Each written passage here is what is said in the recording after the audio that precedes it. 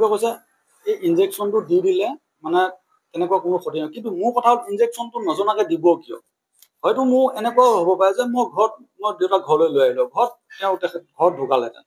তেওঁলোকে নাজানাকৈ যিহেতুকে ৰুলেই আছে যে হাত ভৰি বান্ধিলে বা ইনজেকশ্যন এটা দিলে তেনেকুৱা চেঞ্চলেছ হোৱা, ড'জটো এইটো অভাৰড'জো হ'ব পাৰে। তেখেত যিহেতুকে আগত মানে হাৰ্টৰ পেচেণ্ট হয়, বাইপাছ কৰা চাৰ্জাৰী আছে তেখেতক এনেকৈ এটা বস্তু পটককৈ দি দিয়াৰ আগততো কনচাৰ্ণ ল'ব লাগিব এটেণ্ডেণ্টৰ। মই সেইখিনি কথা মানে হেৰি কৰিব বিচাৰিছোঁ। আৰু এনেকুৱা হ'ব পাৰে দেৱকুমাৰ বৰগোহাঁই, আমি যিহেতু OPDতহে লৈছিলোঁ হেৰিটো, কিয় দেৱকুমাৰ বৰগোহাঁইক কেছটো কিয় দিয়া হ'ল? আমি OPDতহে লৈছিলোঁ, LJ বসুমতাৰী আমি লৈছিলোঁ এপইণ্টমেণ্ট। কিন্তু OPDলৈ নি পেলাই OPDত নিদি পেলাই ইমাৰ্জেঞ্চিত সোমোৱাই দেৱকুমাৰ বুঢ়াগোহাঁইক আগতীয়াকৈ কিয় দিয়া হ'ল কেছটো? তাৰমানে ইমাৰ্জেঞ্চিত কেছ নি পেলাই কেছটো দিয়াৰ পাছত আমি কেছটো ইমাৰ্জেঞ্চিলৈ দেৱকুমাৰ বৰগোহাঁই লৈ যোৱাৰ পাছত তেওঁ আগতেও দেৱকুমাৰ বৰগোহাঁই এনেকুৱা কৰে নেকি যে কাৰোবাৰ কেছ তেওঁ লৈ আহি পেচেণ্টজনক তাতে ৰাখি তেওঁক মানে অধিক দিন তাতে ৰাখি ICUত ৰাখি পিছত এনেকে মোৰ দেউতাৰ ক্ষেত্ৰত সেইটোৱে মই ভাবিম যে তেওঁলোকে ভাবিছিল চাগে দুটা ইনজেকশ্যন দি দিওঁ, দুদিন ৰাখিলে, কাৰণ এদিনততো 50,000 60,000 বিল আহিছে, দুদিন ৰাখি দিলে, পিছদিনাখনে চেঞ্জ আহিল যেতিয়া ওলাই দিয়াতকৈ দুদিন আমি ইনজেকশ্যন দি দুদিন ৰাখি দিব পাৰিলে বিলটো বেছি হ'ব, এনেকুৱাও হ'ব পাৰে।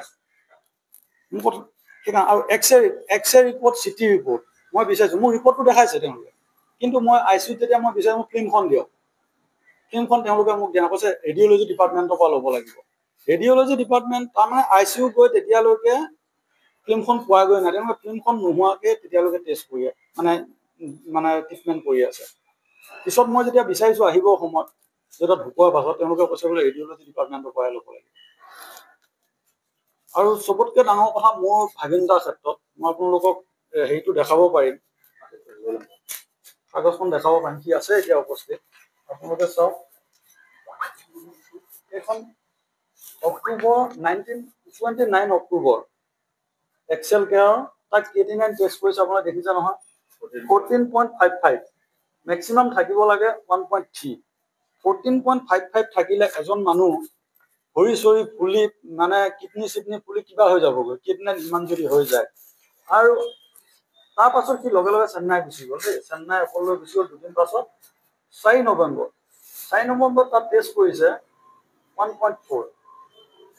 তাৰ এক্সেল কেয়াৰ ডক্টৰে তাক মানে ডায়েলাইচিছ কৰিব দিছে। আজি যদি সেই সৰু ল'ৰাটো ডায়েলাইচিছ কৰিলে, সি আছে মোৰ লগত, আপোনালোকে দেখাব পাৰে, যদি ডায়েলাইচিছ কৰিলেহেঁতেন সিটো আজি কেইদিন জীয়াই থাকিলে, 2 বছৰ জীয়াই থাকিলে।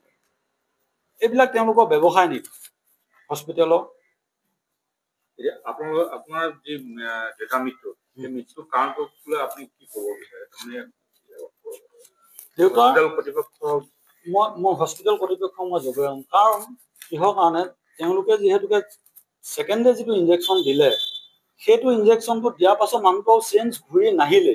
ছেকেণ্ড দিনাই মোৰ কথা হ'ল ছেকেণ্ড দিনাই যিহেতুকে তেখেতৰ চেঞ্জটো আহিছে, তেখেতক কিয় মানে OPDত বা ৱাৰ্ডত উলিয়াই দি পেলাই তেওঁলোকে চিকিৎসা কৰিব পাৰিলেহেঁতেন, চেঞ্চলেছ হৈ নহয়। তাৰপৰা তেওঁলোকে যিটো ইনজেকশ্যন দি দিলে চেঞ্জটো যাবলৈ, তেখেত ৰেষ্টলেছ হৈ থকা বুলি যিটো ইনজেকশ্যন দি দিলে, তাৰ পাছৰ পৰা আজিলৈ মানে ঢুকুৱালৈকে তেখেতৰ চেঞ্জ নাহিলে। যে তেখেত ৰেষ্টলেছ হৈছিল নে নাই বা কি হৈছে সেইটো আমি দেখা নাই। গতিকে মই এটা কথা, আজিতো দেউতা গুচিয়ে গ'ল, বা আপোনালোকে মোৰ ফেচবুকত আপোনালোকে যিটো মই কমেণ্ট দিলোঁ তাতো মানে পষ্ট দিছোঁ, তাতো চাব পাৰে অসমৰ বিভিন্ন প্ৰান্তৰ পৰা মানুহে যি ধৰণৰ কমেণ্ট দিছে। কোনোবাই কৈছে সেইখনতে মোৰ দেউতাও এনেকুৱা হৈছে, কোনোবাই কৈছে মোৰ মানুহজনো এনেকুৱা হ'ল।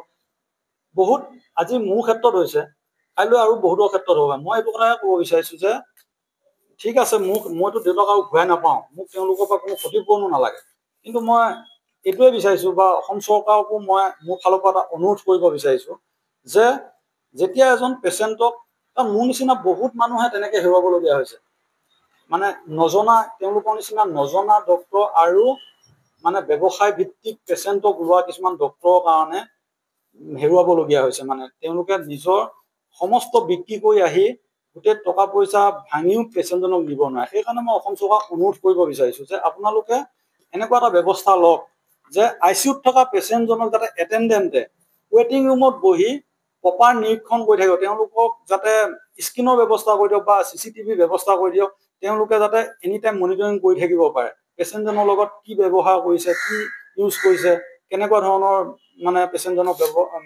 চিকিৎসা কৰিছে। আৰু যিহেতুকে এটেণ্ডেণ্টজনৰ ফোন নাম্বাৰটো তাত দিয়া থাকে, সেই ফোন নম্বৰত যাতে প্ৰতি ঘণ্টাত তেওঁলোকে কি ধৰণৰ মেডিচিন দিছে, কি ধৰণৰ ইনজেকশ্যন দিছে, তাৰ প্ৰপাৰ মানে গোটেই মানে হেৰিটো আপডেট যাতে তেওঁলোক মেছেজৰ জৰিয়তে আহি থাকে, সেই ব্যৱস্থাখিনি অসম চৰকাৰে কৰি দিয়ক। মই সেইকাৰণে মানে আপোনালোক অনুৰোধ জনাওঁ। আৰু এটা কথা, সেই হস্পিটেলখনৰ আৰু এটা বস্তু মই দেখিলোঁ, এবাৰ যদি ICUৰ ভিতৰত সোমাই ল'ব পাৰে, তেওঁলোকৰ মানে তাৰ পাছত কমিউনিকেশ্যনটো একদম কৰিব নোখোজে তেওঁলোকে। এবাৰ ICUৰ ভিতৰত যেতিয়া এবাৰ সোমাই ল'ব, মোৰ দেউতাৰ ক্ষেত্ৰতে মই দেখিছোঁ, ICUত যেতিয়া সোমাই ল'লে এজনী ডক্টৰক মই চিষ্টাৰ বুলি ক'লোঁ। মোক মেণ্টেলিটি কেনেকুৱা, দেউতা যেতিয়া পেচেণ্ট হৈ ভেণ্টিলেশ্যনত আছে, মই তেখেতক চিষ্টাৰ বুলি ক'লোঁ। আৰু তেখেতক চিষ্টাৰ বুলি কোৱাৰ লগে লগে তেখেতে মোক কৈছে, মই আপোনালোকৰ কথা নাপাতো, মোৰ এটা ফিজিস্কোপ দেখিছেনে নাই, ফিজিস্কোপ কি মানে নাৰ্ছৰ হাতত থাকে নেকি, মই আপোনালোকৰ কথা নাপাতো। এয়া হ'ল সিহঁতৰ পেচেণ্টৰ লগত, পেচেণ্টৰ এটেণ্ডেণ্টৰ লগত ডক্টৰ ব্যৱহাৰ। তাৰমানে এবাৰ যদি সোমোৱাই ল'ব পাৰে, তাৰপিছত কমিউনিকেশ্যনটো তেনেকে নাথাকে, কৰিবই নিবিচাৰে, তেওঁলোকৰ মতেদি কৰি থাকিব। আৰু ক'ত ঔষধ গৈছে, ক'ত কি কৰিছে, কিমান মানে বিলটোহে আপোনালোকে, বিলটো যদি তেওঁলোকে দিব পাৰে, তেওঁলোকে কি কি মেডিচিন ইউজ কৰি আছে, কোন সময়ত কি দিছে, সেই প্ৰপাৰ ৰিজাল্টটো বিলৰ নিচিনাকে মেছেজত এটেণ্ডেণ্টলৈ পঠাই থাকিব লাগে। মই সেইখিনিহে অনুৰোধ জনাইছোঁ। নমস্কাৰ, মোৰ নাম নিৰুপম শইকীয়া। এনি ভাৰত 24 এটা নতুন অনুষ্ঠান লৈ আহি আছে, জুবিনৰ গানে কি আনে। তাৰ অডিশ্যনসমূহ অসমৰ প্ৰত্যেকটো ডিষ্ট্ৰিক্টত হ'ব আৰু এটা ৰিয়েলিটি শ্ব' হয়। আপোনালোকে দিয়া ফোন নম্বৰ যোগাযোগ কৰিব পাৰে আৰু আপোনালোকৰ ওচৰলৈ এনেও গৈ আছে তেওঁলোক, আৰু আশাবাদী যে আপোনালোকে এই অনুষ্ঠানটোত ভাগ ল'ব। আৰু আশা থাকিল যে আমি খুব সুন্দৰ সুন্দৰ গায়ক দেখিবলৈ পাম। ধন্যবাদ।